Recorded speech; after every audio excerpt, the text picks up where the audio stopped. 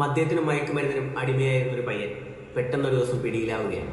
പിടിയിലാവുക മാത്രമല്ല, ഏകദേശം 20 വർഷത്തെ നീണ്ട തടവറവാസത്തിന് അവനെ അവിടുത്തെ സർക്കാർ വിധിക്കുകയാണ്. അങ്ങനെ അവൻ ജയിലിലാവുകയാണ്. ഏതാനും കുറച്ച് നാളുകൾ ആ ജയിലിൽ അവൻ കഴിഞ്ഞുകൊണ്ടു. എന്നാൽ ആ ജയിലിലെ കൊടിയ പീഡനങ്ങൾ അവൻ സഹിക്കാവുന്നതിലും അപ്പുറമായിരുന്നു. അങ്ങനെ അവൻ ആ ജയിലിൽ ചാടാനായി പ്രേരിതനാവുകയും അവനും അവൻ്റെ സഹ തടവുകാരനും ഒന്നിച്ച് ആ ജയിൽ ചാടുകയാണ്.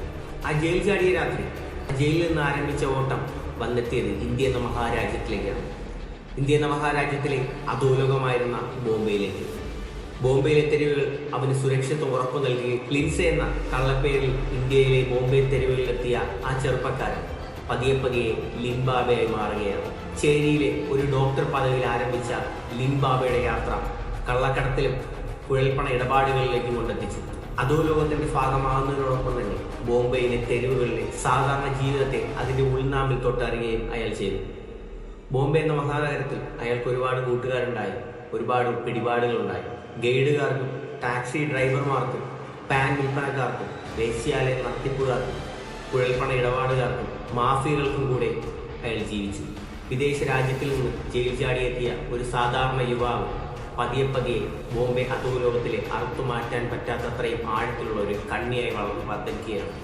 ബോംബെയിലെ അയാളുടെ തേരോട്ടത്തിനിടയിൽ അയാൾ പിടിക്കപ്പെടുകയും ജയിലിലകപ്പെടുകയും ചെയ്തു. വീണ്ടും കുറെ കാലം ജയിലിൽ കിടക്കുന്നു. അവിടെ നിന്നും ഒരു അധോലോക രാജാവിന്റെ സ്വാധീനത്താൽ അയാൾ പുറത്തു കടക്കുകയും അഫ്ഗാൻ യുദ്ധങ്ങളിൽ പങ്കെടുക്കുകയും ചെയ്തു. കേവലം ഒരു ജയിൽ പുള്ളിയിൽ നിന്ന് തുടങ്ങിയ ലിംബാബ അല്ലെങ്കിൽ ലിൻസെ അല്ലെങ്കിൽ ശാന്താറാം എന്നയാളുടെ ജീവിതം അധോലോക രാജാക്കന്മാരുടെ വിശ്വസ്തനായ ഒരു കൂട്ടാളിയായി ഉയർത്തുകയാണ് ഇവിടെ ഉണ്ടായത്. ഞാൻ പറഞ്ഞതിലും പറയാത്തതുമായ സംഭവബഹുലമായ ലിംബാബയുടെ ചരിത്രം ശാന്താറാം എന്ന പുസ്തകത്തിൽ വളരെ മനോഹരമായി തന്നെ അതിന്റെ എഴുത്തുകാരനായ ഗ്രിഗറി ഡേവിഡ് റോബർട്സ് വളരെ മനോഹരമായി തന്നെ വിശദീകരിക്കുന്നുണ്ട്.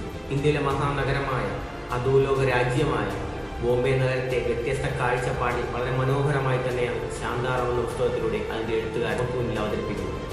DC ബുക്സ് പബ്ലിഷ് ചെയ്ത ശാന്താറാം എന്ന പുസ്തകം ഏകദേശം 646 പേജുകളാണുള്ളത്.